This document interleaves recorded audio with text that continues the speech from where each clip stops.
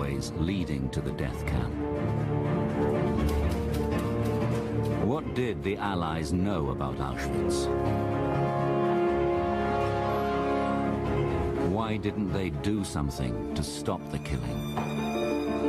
By the summer of 1944, the British government knew that Auschwitz was a place of mass murder.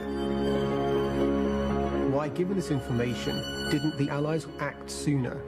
And why, specifically, didn't they bomb Auschwitz? It's heartbreaking that they didn't. They knew there were gas chambers there. Why didn't they do it?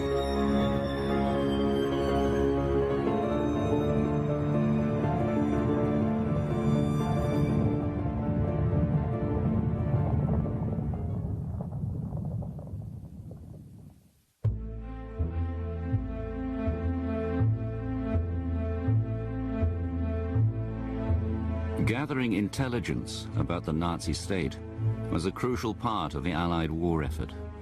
Information on Nazi atrocities in occupied Europe increased throughout the early years of the war. Reports from Jewish organizations and the Polish underground told of brutal anti-Semitic measures and the segregation of Jews into ghettos. In July 1941, intercepted and decrypted German Enigma codes revealed that Nazi terror had turned into mass murder in the Soviet Union.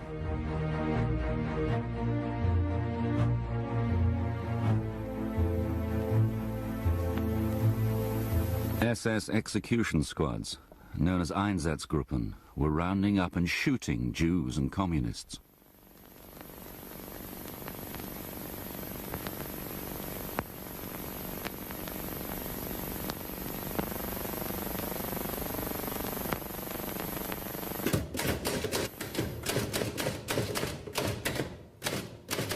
From May 1942, decryptions of German police codes and transport directives revealed that Jews were being rounded up all over occupied Europe and deported to unknown destinations in the East.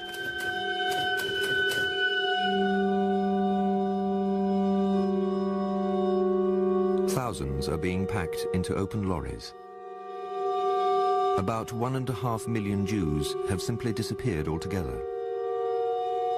No one knows how or where.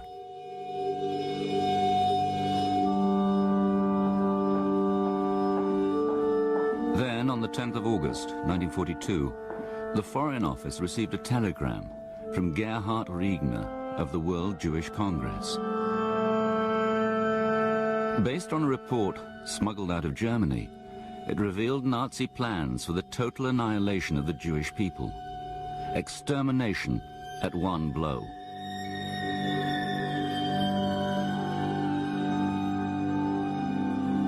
It was the first report to reach the West of a systematic policy of extermination. What the Nazis called the final solution.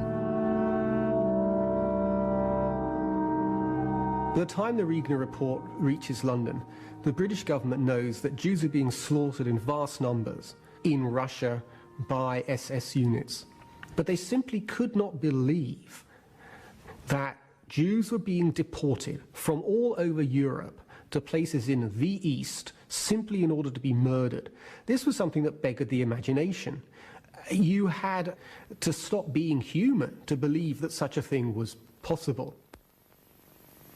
And if you thought the Germans were halfway rational, it seemed to be a bizarre use of rare resources, locomotives, rolling stock, in the middle of a war that had reached a critical stage, shipping Jews all the way to Poland just to kill them. This seemed unbelievable.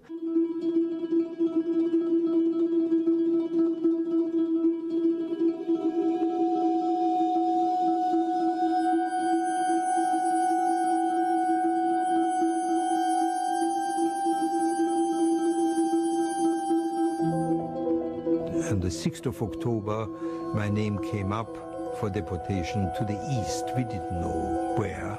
We were told, you're going to be transported to the east where you're going to work for the German Reich. probably in a factory, or we didn't know where, what. They didn't tell you you're going into a concentration camp.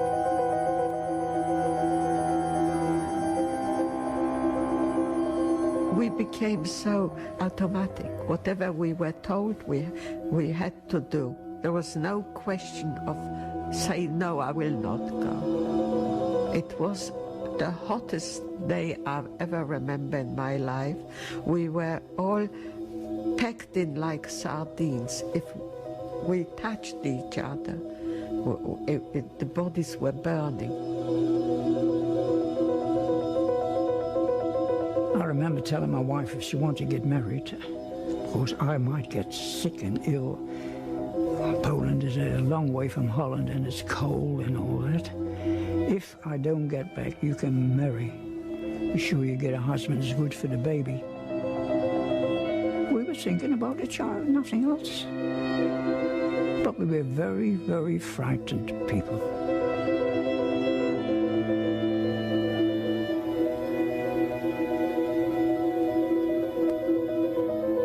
Unknown to the Allies, the Nazi extermination plan was already underway. Deportation trains were carrying hundreds of thousands of Jews to a death camp equipped to kill on an industrial scale. Auschwitz. This aerial photograph clearly records the layout of the camp. Auschwitz I, the main camp, had one gas chamber used for the murder of Poles, Soviet prisoners of war, homosexuals, gypsies. Auschwitz II, known as Birkenau, was built mainly for the extermination of Jews. By the middle of 1943, it had 4 large gas chambers and crematoria capable of killing 12,000 people every day.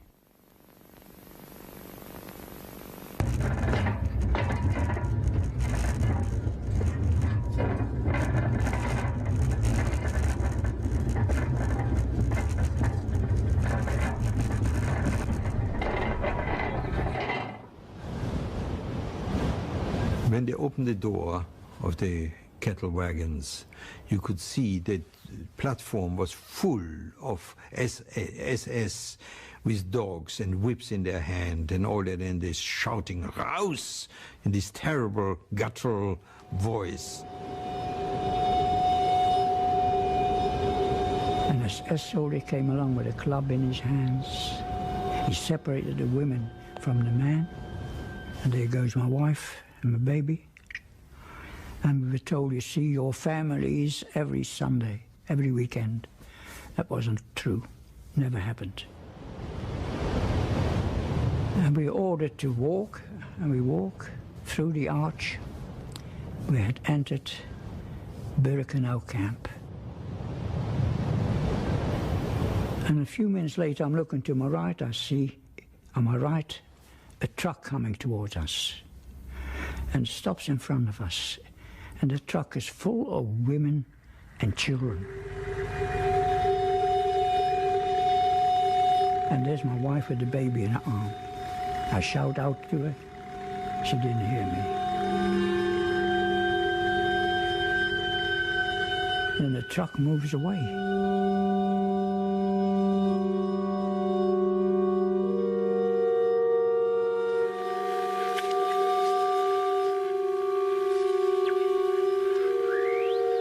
By 1943, the Allies had learned of the existence of Auschwitz itself through the decryption of Nazi transport and police codes.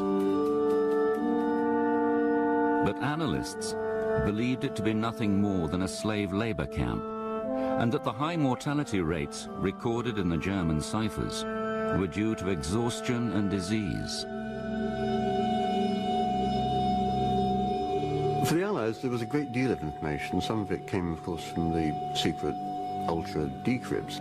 But it was actually very difficult to take all these bits of evidence, some of them very partial, some of them just, little snippet here and there. They knew what a murderous war was being conducted, but actually putting it all together into what we now call the Holocaust was, I think, something extremely difficult to do.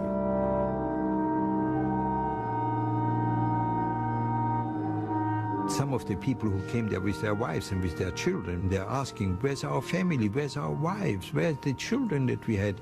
They said, forget about, you will never see them again. And can you smell something in the air?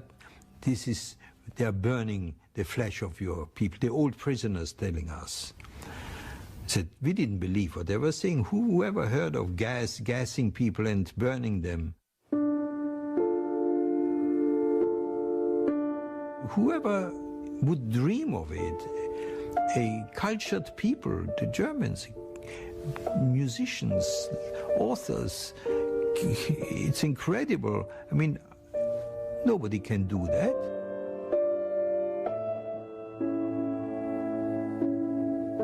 And I still didn't believe that they were killing people. I still didn't believe that they were gassing people, because I believed my wife and child was alive.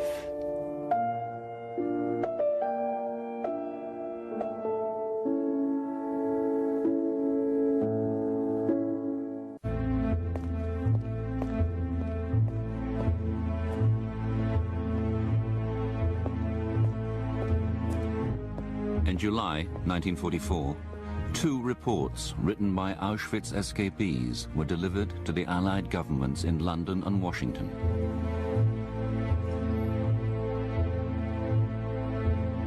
One account was by a prisoner who had witnessed at first hand the arrival of trains bringing deportees from all over Europe to Auschwitz. The number of the transports tallied with the official decrypted information. He also delivered detailed plans of the layout of the camp, including sketches of the gas chambers and crematoria. The evidence of mass murder seemed irrefutable. The second report warned of an escalation in the killing. The Nazis had begun the mass deportation of the last Jewish community still untouched by the Holocaust, the 750,000 Jews in Nazi-occupied Hungary. Somehow rumors reached us and we just couldn't believe it. We thought they were exaggerating. And we were talking about it, what we are going to do after the war, because we were the only Jewish unit still in Europe that hadn't been deported. And we thought we had escaped the fate of all the others. By the summer of 1944, by the time of the massive deportations of Jews from Hungary to Auschwitz, a huge amount of information had reached British military intelligence and the British government about Auschwitz, about Auschwitz. They knew that tens of thousands, in fact hundreds of thousands of people had been murdered there. So by the time of the deportations of Jews from Hungary, the British government knew that Auschwitz was a place of mass murder, and when the trains rolled towards Auschwitz, alarm bells should have rung in Whitehall.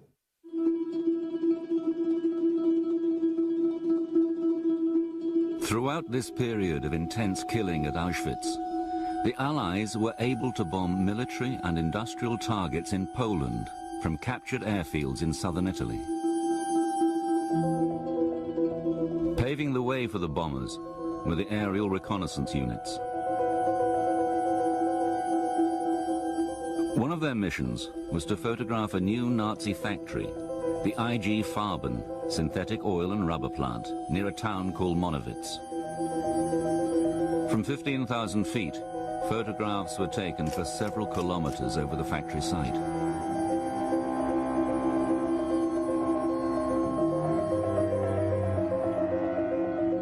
On return, the photographs were examined by interpreters. They studied the factory and oil installations in minute detail, recording the key areas of the plant's operation. But what the interpreters failed to identify were the rows upon rows of huts in a camp nearby. They failed to identify the gas chambers and the crematoria. No analysis or intelligence commentary was made on the photographs of the death camp. We have to remember that for photo reconnaissance during the war, that there were thousands and thousands of images being brought in every day. And for those whose task it was to look at the IG Farben plant at Monowitz, which they wanted to bomb, that was what they focused on. They may have seen some of the surrounding camps and thought that it was simply labour camps, like thousands of labour camps over the rest of Germany and Central Europe. And so the terrible tragedy is that they had the camp, in a sense, in their sights, but they didn't realise what they were looking at. Enhanced by modern digital technology, these aerial photographs, taken in August 1944, reveal Nazi preparations for the mass deportations from Hungary. The SS built a new railway spur which would carry the deportees directly to the crematoria. On arrival, anyone older than 40, every child under 15, anyone not fit for work, every pregnant woman. Most were led straight to crematoria 2 and 3, or were taken by truck to crematoria 4 and 5. Stripped of their clothes and belongings, men, women and children were led into the gas chambers.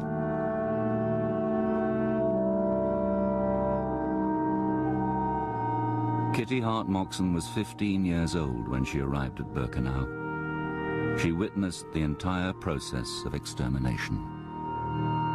Mine was the very first hut overlooking the gas chamber and crematorium 4.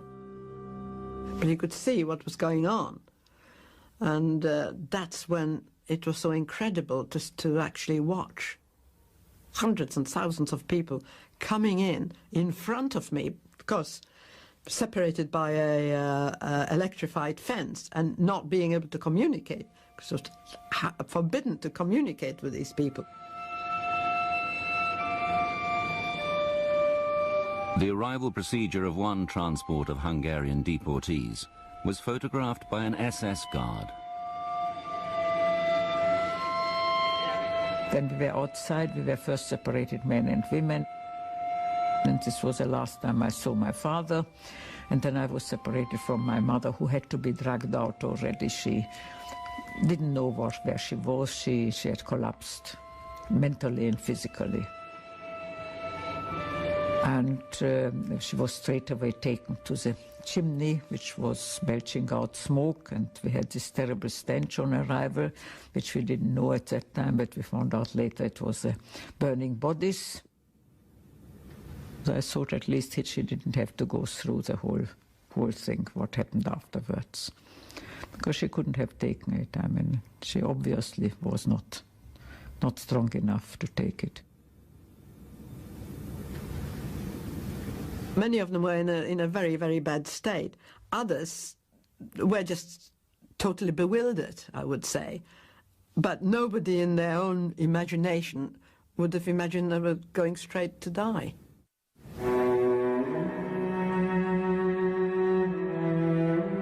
Deliberate deception and secrecy was key to the SS killing machine.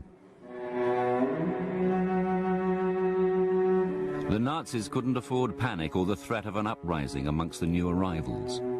So beautifully landscaped gardens were planted to reassure the prisoners as they were led from the trains to the gas chambers. The crematoria themselves were hidden from the inmates within a wall of birch trees. Many of them were sitting in the woods. You know, there were lots of woods there. They were just sitting around waiting to go into the gas chambers because they had no idea. People didn't know. They thought they were told by loudspeakers they were going to have showers.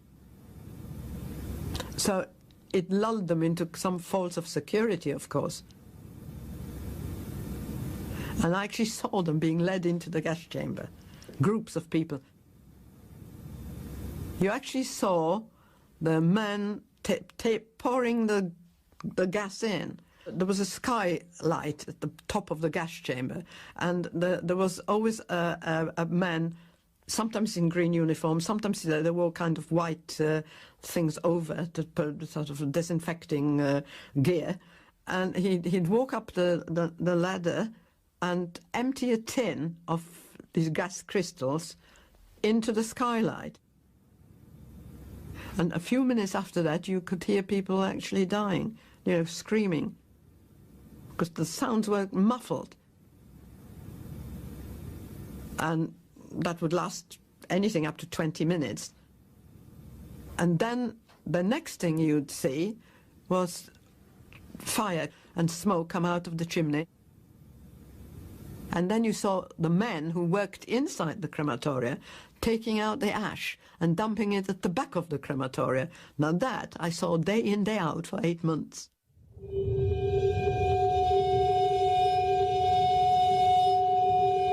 The increase in arrivals demanded the extension of a special section known as Canada.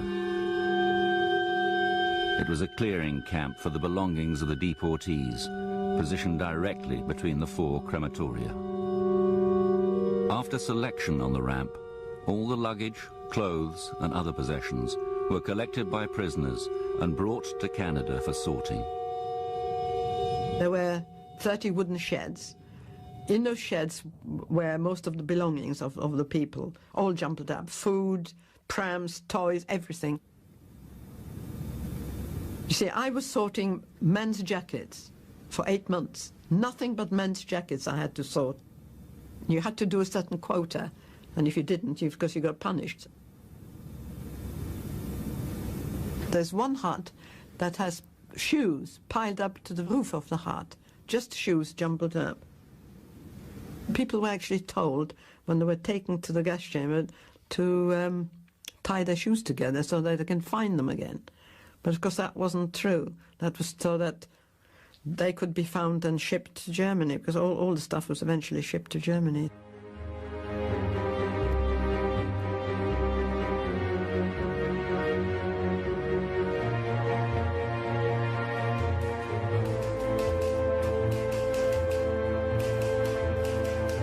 The summer of 1944 was a vital period in the Allied war effort.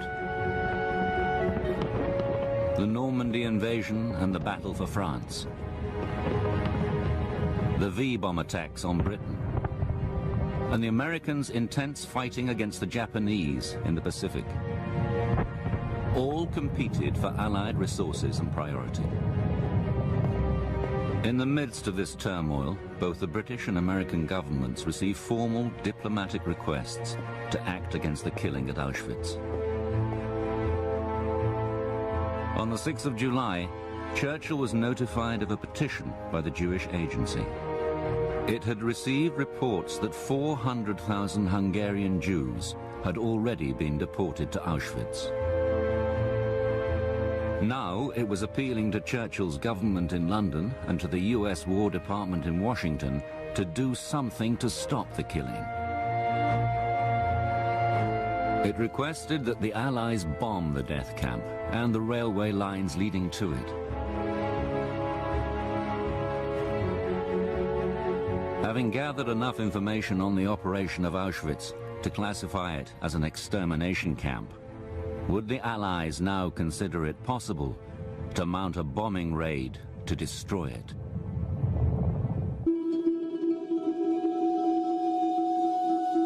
By July 1944, the Allies had more detailed information than ever before about the atrocities at Auschwitz death camp. The detailed accounts by escapees of the extermination process and intelligence on the ongoing deportations prompted calls for action from several Jewish organizations. Finally, in London and Washington, the debate over Auschwitz began. At the same time, aerial reconnaissance interpreters were learning more and more about the IG Farben factory at Monowitz. Still under construction, it was one of Germany's largest synthetic oil refineries. On the 18th of July, the plant was officially designated a target for Allied bombing.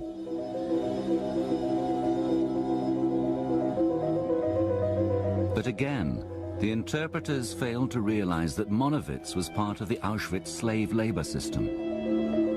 Just 7 kilometers from the main extermination center of Birkenau.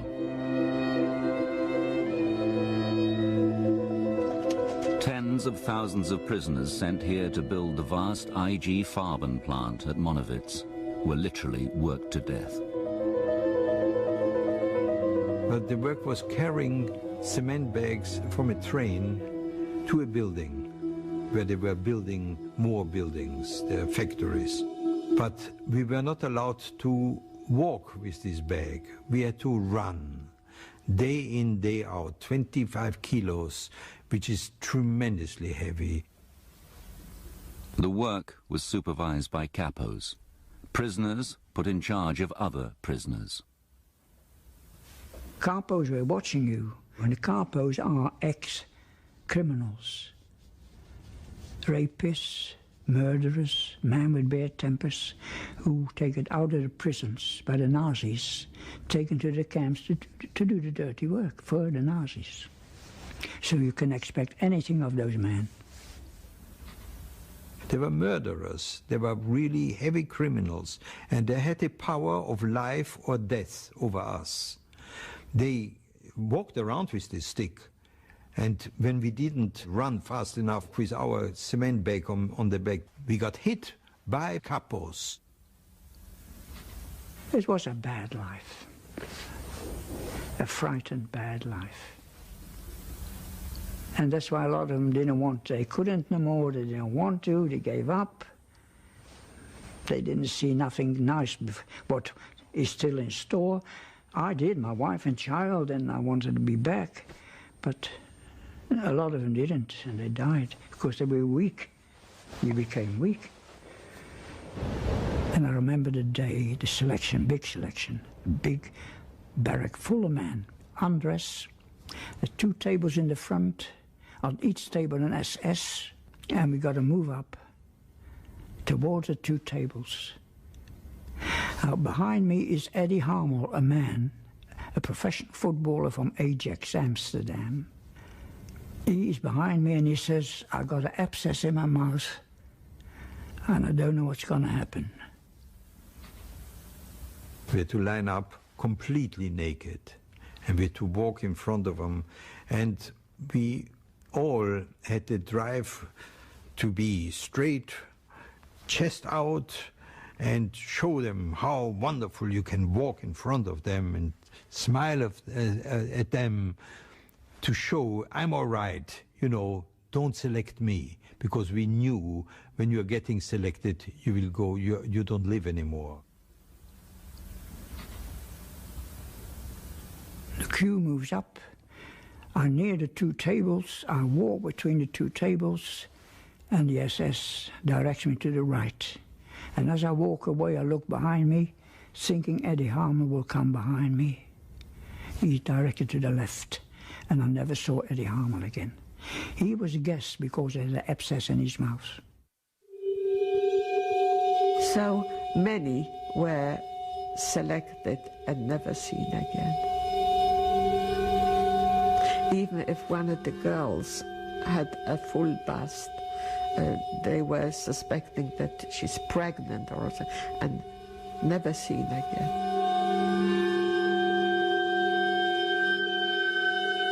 The killings in the summer of 1944 were on such a scale that the crematoria could not cope.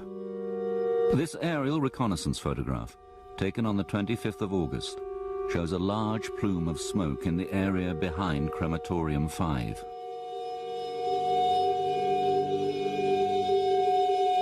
To increase the extermination potential of Birkenau, some of the bodies from the gas chambers were burnt in open pits. Corpses were stacked up at the back of the crematoria. We saw people lined up being actually shot and heard the shots, and saw people being thrown into the pits and burnt alive, some people.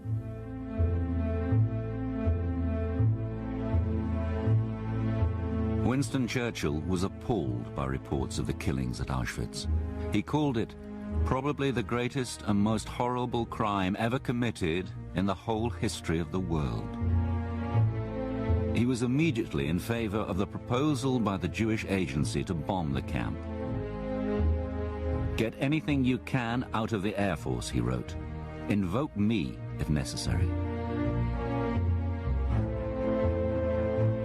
The Air Ministry gathered to discuss the feasibility of the bombing. The debate centered on whether the Allies could carry out raids with the precision to destroy the gas chambers and crematoria without killing thousands of inmates. The first option was a precision raid by low-flying Mosquito bombers, requiring a 1,200-mile flight to Poland. To mount a precision bombing attack on Auschwitz, it was a very difficult operation to mount, very long distances from bases either in the Mediterranean or in England, and I think that to actually bomb precisely at that range would have been extremely difficult with the aircraft that were capable of doing it. Many of the requests to bomb focused on the railway lines leading to the death camp. The railways could certainly have been bombed in 1944. They were bombing railways all over Europe, of course, when they chose to. The problem here, of course, is, first of all, that it's a very difficult target to hit. Secondly, you can interrupt a railway, and you can be up and operating again within a matter of hours, at the very latest in a matter of days. Germans were mending railways all over Europe, often using slave labor. So I think the problem there is that attacking the railways would mean attacking the railways over and over again, and that would mean the diversion of very much more substantial resources. They didn't think they ought to try to divert resources. They had 1,000 things to worry about. There's chaos on all fronts. The Allies were fighting two wars, one in Europe and one in the Pacific against Japan. And winning the war became the main object of all endeavors. The next option considered to destroy the mechanism of extermination was a raid by heavy bombers. This could stop the killing in the gas chambers, but would also endanger the lives of the prisoners still incarcerated in the camp. We were waiting, we were hoping for bombs. Even though it could have hit us, but we were hoping that they are bombing. I didn't mind dying by the bombs. For me it was more important that that something happened from outside, that somebody was doing something. Since the request to bomb Auschwitz in July 1944, the Allies had considered its feasibility. Increasing information about the extermination camp continued to fuel the debate. Could a heavy bombing mission be planned in time to halt the killing? By 1944, the Allies were capable of planning and mounting a bombing operation in a very short space of time. I mean, this was a sophisticated organization now. So I think we should be in no doubt that it was operationally possible for British and American bombers to reach Auschwitz in 1944. But questions remained about the effectiveness of a heavy bomber raid on Auschwitz. Bombing an extermination camp is quite different from bombing a military-industrial target. A bombing raid of a military-industrial target consists of flying over at about 30,000 feet or 25,000 feet and simply dropping bombs on them. There was no way to be more precise about this. In fact, more than half of the Allied bombs dropped during the war did not fall within 1,000 feet of their target. However, destroying Auschwitz in an extermination camp is absolutely different from this. You're not trying to blast the place down into smithereens. You're trying to stop the killing process without killing the inmates. And that's vastly harder. Now, the gas chambers at Auschwitz are about the size of two tennis courts, and they were partially underground. Now, planes flying over 30,000 feet with the technology that existed in 1944, which consists of simply pushing a button and dropping the bomb when you think you're over the target, plainly will not have the precision necessary to do this, plainly and obviously. After 3 months of debate, both the British government and the US War Department rejected all requests to bomb the death camp and the railway lines leading to it. The final refusal to bomb Auschwitz in 1944 has, I think, many causes. First of all, they wanted to focus on the military issues, and they thought they would defeat Germany quite quickly and liberate people anyway. Secondly, the operation was a difficult operation over a long distance, where there could be no real certainty that you would actually find the target and destroy it with any kind of accuracy. And I think the combination of these different considerations in the end persuaded the Allies that bombing Auschwitz was not worth it. It remains one of the most controversial decisions of the war. The RAF flew missions to Warsaw to drop aid to the Home Army during the Warsaw Uprising in August 1944. If that was possible, why wasn't it possible to bomb the Auschwitz camp? Even if it had caused collateral damage or been ineffective, it would have sent a very powerful message to the Nazis. It might have scared them into shutting down the gas chambers. It would have showed that the Allies were not prepared to see millions of innocent people being slaughtered just because they were Jewish. And the failure to make that gesture, that moral gesture, will forever be a stain on the Allies' war record. If it was tried, it might have worked. On the other hand, what you might well have had been a complete fiasco. You might have actually killed the Jews while leaving the gas chambers and crematoria intact, in which case there would have unquestionably have been denunciations of this foolhardy mission then and now. The Allies' priority remained the intense offensive against Germany's military and industrial targets. As part of that campaign, US bombers attacked the IG Farben synthetic oil plant at Monowitz. By a supreme irony, some of the bombs meant for the factory actually hit the death camp at Auschwitz-Birkenau. These are authentic aerial photographs from the actual raid on the 13th of September. Bombs fell on the Birkenau railway sidings leading to the crematoria and on the barracks of Auschwitz I, killing 40 prisoners and 15 SS guards. We heard the bombing. It was a joy. How joyful it was when we shouted, "Hooray, hooray! Drop the bombs everywhere, come on." We were not worried whether we are going to get killed, but that's the first contact we had with the Allied forces. The first contact which we had with the people who we hoped are going to liberate us.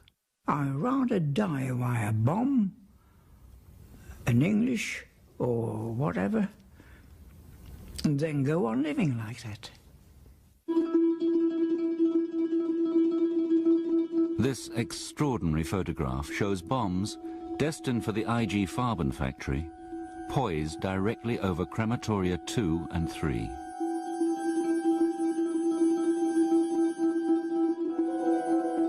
The accidental bombing had no effect on the operation of the death camp.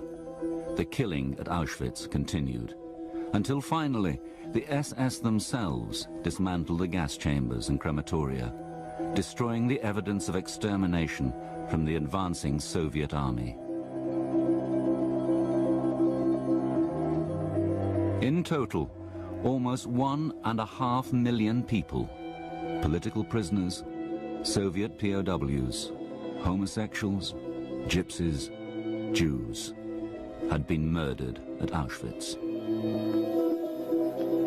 On the 27th of January 1945, Soviet soldiers liberated the camp. The SS had left the weakest prisoners behind to die. Thousands of others had already been transported to labor camps and factories in Germany. Hundreds of thousands perished on forced death marches.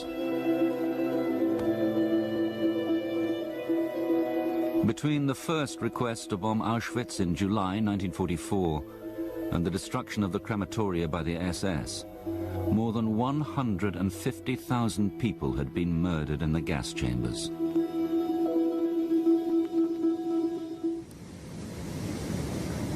I think there's no question that the Allies should have done more, not just in the case of Auschwitz, but in the case of the mounting evidence of German genocide and barbarism. And I think that was a moral lapse on the part of the Allies. The Jews were being killed by the Nazis, and it was, to stop this, you had to stop Nazi Germany by destroying it. It's as simple as that.